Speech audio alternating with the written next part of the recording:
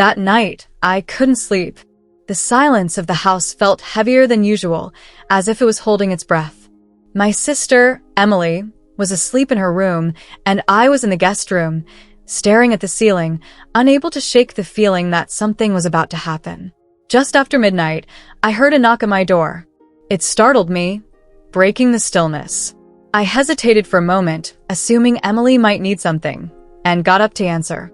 When I opened the door, it wasn't Emily, it was her husband, Mark. His eyes were glassy, and the overwhelming smell of alcohol hit me like a wave. His steps were unsteady, his face flushed from drinking. "Emily," he mumbled, his voice thick and slurred. "I've missed you." I froze. "Mark, it's me, Jessica," I said, my voice trembling. But he wasn't listening. Before I could take a step back, he wrapped his arms around me in a clumsy embrace. I stiffened, unsure how to react. His breath was hot against my neck as he whispered, "Don't leave me. I need you." Panic surged through me. I tried to push him away, but he held on tighter. His hands trembled as he traced my shoulders, mistaking me for Emily in his drunken state. "Mark, stop. You're drunk. Go back to your room," I pleaded, my voice firm yet shaky. But his grip didn't loosen. Instead, he pulled me closer, his lips grazing my hair. My heart pounded as I struggled against him. His whispers became more insistent, and I realized the lines of respect and decency were blurring dangerously fast. Part of me wanted to scream, but the fear of waking Emily and causing a scene stopped me. My thoughts raced, desperate for a way to end this, without shattering everything. In that moment, I felt trapped in a situation I never saw coming, with no easy way out. What happened next would change everything between us forever, creating a secret neither of us would ever be able to forget. If you're as shocked as I was that night, don't forget to like this video and subscribe to the channel. Things are about to get more complicated. The tension in the air was suffocating. Mark's grip on me tightened, and his words, though slurred, carried an urgency that made my heart race. "Emily, I love you, don't push me away," he murmured, his lips dangerously close to my ear. I felt a lump rise in my throat, but I forced myself to remain calm.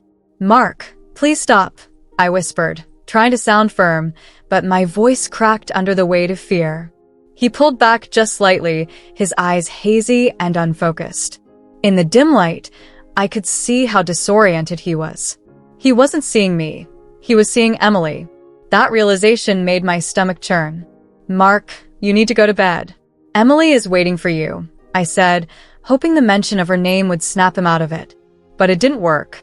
Instead, he moved closer, his hands trembling as they brushed against my arms. His voice dropped, softer now, almost pleading. "You don't understand. I need this. I need you." The words hit me like a punch to the gut. My mind screamed at me to push him away harder, to run, to do anything but stand frozen like this. But I couldn't move. His hand grazed my cheek, and I turned my face away instinctively. The small movement seemed to snap something in him. "Don't be like this," he said, his tone carrying both frustration and desperation. For a split second, his grip loosened, and I seized the opportunity to step back, putting distance between us. "Mark, you're drunk," I said firmly, louder this time. "Go back to your room. Emily will wake up if you keep this up." I hoped the mention of her name again would ground him, but instead, his expression darkened, and he took a step toward me. My back hit the wall, and I realized I was cornered. My heart pounded as I struggled to keep my composure. "This isn't you, Mark.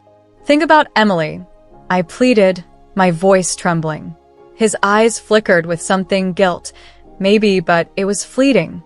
In his intoxicated state, reason wasn't reaching him. Before he could say another word or take another step, the sound of a creaking floorboard echoed from down the hall. We both froze. My sister's door had opened slightly, and the faint shadow of her figure appeared in the hallway. I held my breath, hoping she wouldn't come closer. Mark stumbled back, his face pale as if he'd suddenly realized where he was. Without a word, he turned and staggered down the hall toward their bedroom, leaving me shaking and on the verge of tears. I stood there for what felt like an eternity, my body pressed against the wall, trying to steady my breathing. The weight of what had just happened sank in, and I knew this was only the beginning of a much bigger mess. The next morning felt surreal. I woke up to the sound of Emily humming in the kitchen, as if nothing had happened. My body felt heavy, my mind clouded by the events of the previous night. I couldn't shake the image of Mark's face, the desperation in his voice, or the way his hands lingered. Shame burned through me. Even though I hadn't done anything wrong, I took a deep breath, trying to collect myself before stepping out of the room. Emily greeted me with her usual warm smile, holding out a cup of coffee. Good morning, Jess. Did you sleep well? She asked, her tone light and cheerful. I forced a smile, nodding as I took the cup from her. Yeah, I guess, I lied, avoiding her gaze. Mark entered the kitchen moments later, and the tension hit me like a wave. He avoided eye contact, his expression blank, but I could feel his unease. Emily didn't seem to notice.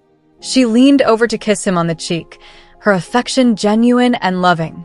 Watching them together felt like a knife twisting in my chest.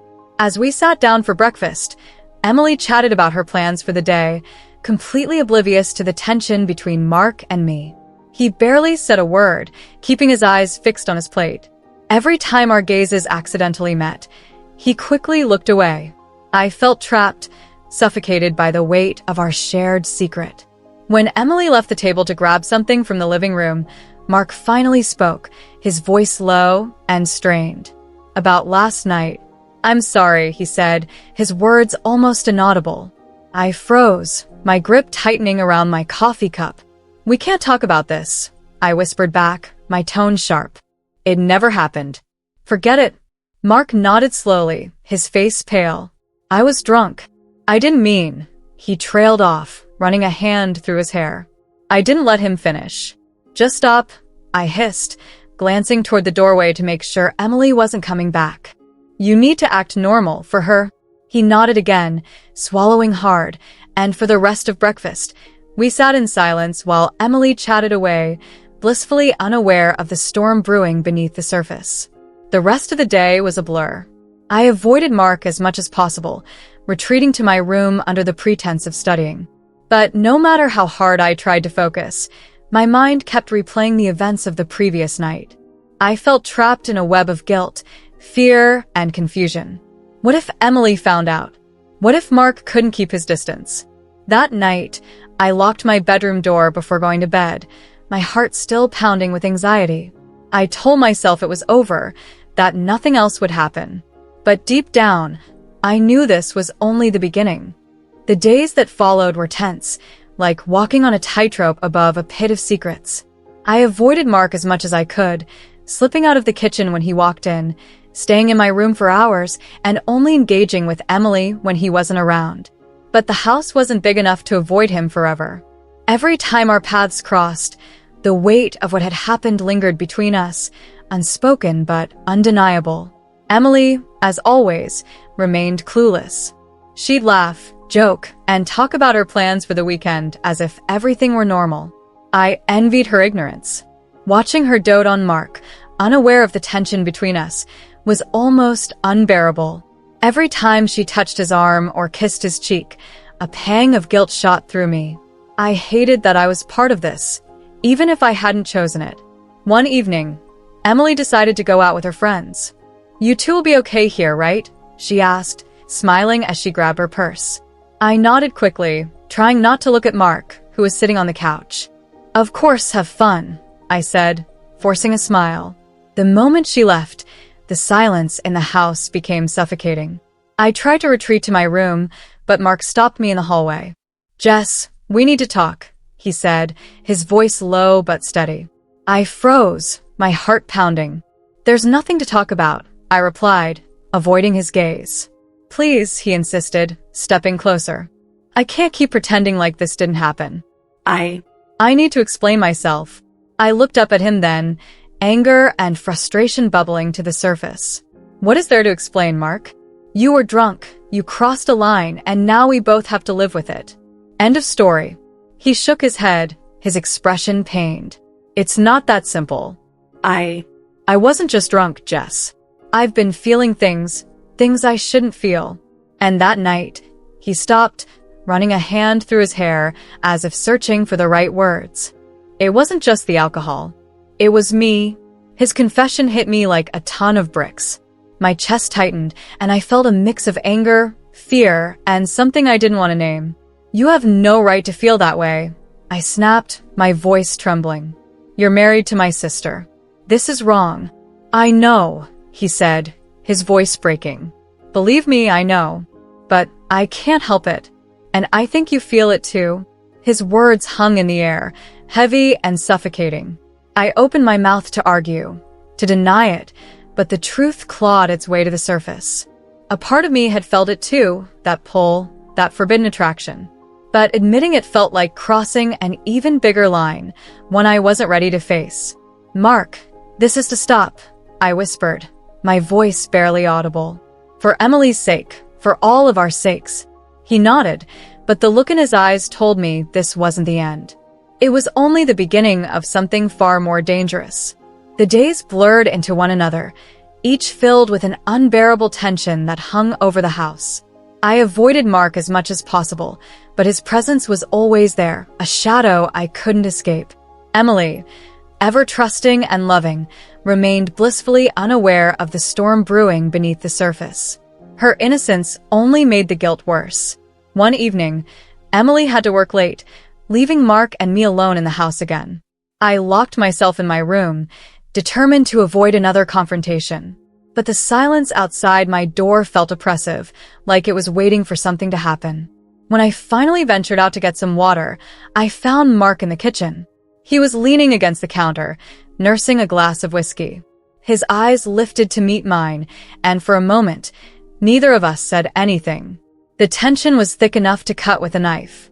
You're avoiding me, he finally said, his voice low but steady. I crossed my arms, leaning against the doorway. Can you blame me? I shot back, keeping my tone cold. I think it's best for everyone if we keep our distance. Mark took a slow sip of his drink, his gaze never leaving mine. Do you really think we can just ignore this forever, Jess? Pretend nothing happened. That's exactly what we have to do, I replied sharply. For Emily's sake. He sighed, setting the glass down on the counter. I know this is wrong. I know I've crossed a line. But I can't stop thinking about you, Jess. I've tried. God knows I've tried, but it's like you're in my head all the time.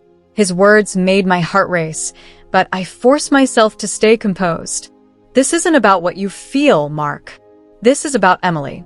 She trusts us, and we're betraying her just by having this conversation. Mark stepped closer, his eyes searching mine. You think I don't know that? You think I don't hate myself for feeling this way? But I can't help it. And I don't think you can either. I opened my mouth to argue, but the words caught in my throat. The truth was, he wasn't entirely wrong. There was a pull between us, undeniable and dangerous, but I couldn't let it win. It doesn't matter, I said finally, my voice trembling. We have to stop this before it goes any further. But Mark didn't step back. Instead, he reached out, his hand brushing against mine. The touch sent a jolt through me, and for a moment, I didn't move. His eyes were locked on mine, filled with a mix of longing and guilt. Tell me you don't feel it too, he whispered, his voice barely audible.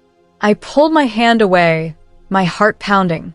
It doesn't matter what I feel, I said firmly, stepping back. This ends now. Before he could respond, the sound of Emily's car pulling into the driveway broke the moment. I turned and fled back to my room, my hands shaking as I closed the door behind me. The lines we were dangerously close to crossing felt even more fragile now, and I knew it was only a matter of time before something gave way. I couldn't escape the weight of what had happened. Every interaction with Mark felt like walking a tightrope. One misstep, and everything would crumble. Emily remained her usual cheerful self, and the guilt of my silence gnawed at me constantly. But I had no choice. Telling her the truth would destroy her, and I couldn't bear to be the cause of her pain. A week later, Emily decided to visit her parents for the weekend, leaving Mark and me alone again. I tried to convince her to let me go with her, but she insisted I stay to finish a school project. Mark's here if you need anything, she said with a smile, completely unaware of the tension her words caused. The house felt too quiet after she left, the air charged with unspoken things. I stayed locked in my room, determined not to give Mark the opportunity to confront me again. But as the night stretched on, the silence became unbearable. I couldn't focus, my thoughts racing with everything that had happened and what might still happen. When I finally stepped out to get some fresh air, I found Mark sitting on the couch, staring at the TV, though it was clear he wasn't watching. His head turned as I entered the room, and our eyes met. For a moment, neither of us spoke. "You've been avoiding me again," he said, his voice quiet but firm. "I think it's for the best," I replied, keeping my distance. "You know why?" He stood up, closing the gap between us in a few steps. "Jess, I can't keep pretending everything is fine. I know what I did was wrong, but ignoring it won't make it go away." I stepped back, my heart racing. "We have to forget about it, Mark. We owe that to Emily." His jaw tightened, and for a moment, I thought he would back off. But then he took another step closer, his voice lowering. "Do you really think I can just turn this off? That I can stop wanting you?" His words sent a shiver through me, and I hated the way my body reacted to him, betraying the rational part of my mind. "Mark, stop," I said, my voice trembling. But instead of listening, he reached out, his hand brushing against my arm. The touch was electric, and I froze, unable to pull away. "You can lie to yourself all you want, but I know you feel it too," he whispered, his gaze burning into mine. Torn between anger and something far more dangerous, I shoved his hand away. "This can't happen," I said firmly, stepping back. But the space between us felt insignificant, as though the tension would snap at any moment. Mark's voice softened, almost pleading. "Jess, I know it's wrong. I hate myself for it, but I can't stop. And I don't think you can either." His words struck a nerve, and for a brief, fleeting moment, I felt myself falter. But the sound of Emily's voice in my mind, her trust, her love, snapped me back to reality. "You need to stop," I said, my voice shaking but resolute. "For all of our sakes." Mark exhaled heavily, running a hand through his hair. "You're right," he said finally, though his expression said otherwise. "I'll try." The tension lingered even as he stepped away, and I knew the battle was far from over. The lines we were trying so hard not to cross had already blurred, and I wasn't sure we'd be able to hold ourselves back if it happened again. The tension in the house was unbearable. Every moment felt like walking on thin ice, and I knew it was only a matter of time before something gave way. Mark kept his distance after our last conversation, but his presence was always there, like a shadow I couldn't escape. And the worst part? A small, forbidden part of me didn't want to. Emily returned from her parents' house on Sunday evening, her cheerful energy filling the home once again. She hugged me tightly, asking about my project, and kissed Mark, completely oblivious to the undercurrent of emotions swirling around us. I forced myself to smile, to act normal, even as the guilt twisted in my stomach. That night, I lay in bed staring at the ceiling, trying to silence the thoughts racing through my mind. The memory of Mark's touch, his whispered words, haunted me. I hated how my body reacted to him, how my heart raced even now. It was wrong, all of it. But no matter how much I told myself that, the feelings wouldn't go away.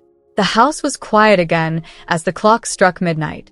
I turned over, hoping to finally fall asleep, when a soft knock came at my door. My heart skipped a beat, and I froze. I already knew who it was. "Jess, it's me." Mark's voice came through the door, barely above a whisper. "Can we talk?" I wanted to tell him to go away, to ignore him until he left, but something inside me betrayed my better judgment. I got up and opened the door, keeping it only partially ajar. "What do you want, Mark?" I asked, my voice sharp but quiet. He looked at me, his expression both desperate and remorseful. "I can't sleep. I need to talk. Please." I hesitated, but against my better judgment, I stepped aside and let him in. He closed the door softly behind him, and we stood there in the dim light of my room, the silence heavy between us. You have to stop this, I said firmly, crossing my arms over my chest. We can't keep doing this, Mark. I know, he said, running a hand through his hair. I've been trying, Jess. I swear I have. But being near you, pretending like nothing's wrong, it's killing me. His words were like a punch to the gut, and I hated how much they affected me. Do you even think about Emily? About how much this would hurt hers? I snapped, my voice trembling. Every second, he replied, his voice breaking. And that's why I hate myself. But I can't stop thinking about you, Jess. It's like you're in my head, and I don't know how to make it stop. I turned away, my hands shaking as I tried to keep my emotions in check. This is to end, Mark, I said, my voice barely above a whisper. We can't keep walking this line. It's not fair to her. It's not fair to any of us. Mark stepped closer, his hand brushing against mine. The touch sent a jolt through me, and I hated how my body responded. Tell me you don't feel it too, he whispered, his voice soft but insistent. I closed my eyes, willing myself to stay strong. It doesn't matter what I feel, I said, pulling my hand away. This ends now. For Emily. For us. He nodded slowly, his expression pained. You're right, he said finally, his voice hollow. It has to end. But as he turned to leave, I couldn't shake the feeling that this wasn't the end. The line we had been trying so hard not to cross was fraying, and I wasn't sure either of us had the strength to hold back anymore. The following days were a blur of forced normalcy. I kept my interactions with Mark minimal, avoiding him at every turn. Emily, as always, was cheerful and oblivious, her trust in both of us unshaken. The guilt weighed on me like a stone, but I told myself that the worst was behind us, that Mark and I could finally put this behind us and move forward. But deep down, I knew that wasn't true. It was late one night when the tension finally snapped. Emily had gone to bed early after an exhausting day at work, leaving the two of us alone in the living room.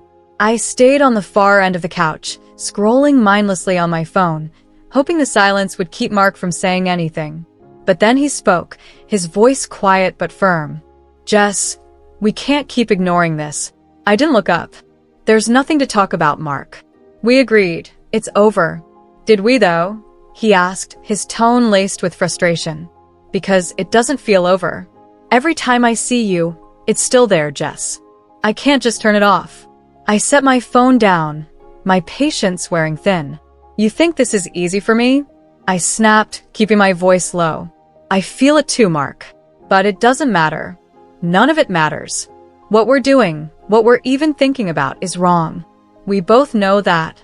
He leaned forward, his elbows resting on his knees, his eyes fixed on mine. I know it's wrong, Jess. But that doesn't stop me from wanting you. His words hung in the air, heavy and unspoken for so long. My heart raced, and I hated myself for the way my body responded, for the way a part of me wanted to close the distance between us. You need to leave, I said finally, my voice trembling. Go back to your room, Mark. Please. He didn't move. Instead, he stood and walked over to me, his presence overwhelming in the quiet room. Tell me to my face that you don't feel the same, he whispered, his voice almost breaking. Look me in the eye and say it, Jess. I opened my mouth to speak, but the words wouldn't come. The truth was clawing its way to the surface, and I couldn't stop it. The forbidden pull between us was undeniable, and no matter how much I fought it, it was still there. I can't do this, I whispered, my voice barely audible. We can't do this. But Mark didn't back away. Instead, he reached out, his hand brushing against my cheek. The touch was electric, and for a moment I froze. Every rational thought fled my mind, replaced by the raw, undeniable tension that had been building for weeks. Jess, he whispered, his voice soft and filled with longing. I can't stop. And I don't think you can either. His words were a knife, cutting through every defense I had left. I knew I should push him away, tell him to leave, but instead, I stood there, paralyzed by the intensity of the moment. The line we'd been trying so hard not to cross felt like it was disappearing altogether, and I wasn't sure I had the strength to stop it. The room felt smaller, the air heavier, as Mark's hand lingered on my cheek. My breath hitched, and I hated how my body betrayed me, leaning into his touch even as my mind screamed for me to stop. This was the line we'd sworn not to cross, the one we'd been teetering on for weeks. And now, in this quiet, charged moment, it was vanishing altogether. "Jess, tell me to leave, and I will," he whispered, his voice trembling. "But if you don't, I can't promise I'll hold back anymore." My heart pounded in my chest, every beat a reminder of how dangerous this was. "You need to go, Mark," I said, my voice barely audible. But even as I said it, my body stayed rooted in place. I didn't push him away. I didn't step back. And he noticed. He moved closer, his breath warm against my skin. "I can't stop thinking about you," he murmured. "Every time I see you, every time I'm near you, it's like I can't breathe." "Mark, this is wrong," I whispered, though my voice lacked conviction. My hands trembled at my sides, every fiber of my being fighting against the pull that drew me to him. "I know," he said, his forehead resting against mine. "But it doesn't feel wrong when I'm with you. It feels inevitable." His words sent a shiver down my spine, and I hated how much I wanted to believe them. But Emily's face flashed in my mind, her trust, her love, and it was enough to pull me back to reality. "We can't do this," I said, stepping back, putting space between us. "This isn't just about us. It's about her." Mark's jaw tightened, and for a moment, he looked like he wanted to argue. But then he sighed, running a hand through his hair. "You're right," he said, his voice heavy with defeat. "You're always right." The weight in the room lifted slightly as he stepped back, his hands falling to his sides. "I'll go," he said quietly, his voice barely above a whisper. "But this, whatever this is, it's not over. You know that as much as I do." I didn't respond. I couldn't. My throat was tight, and my chest ached with the effort of holding back tears.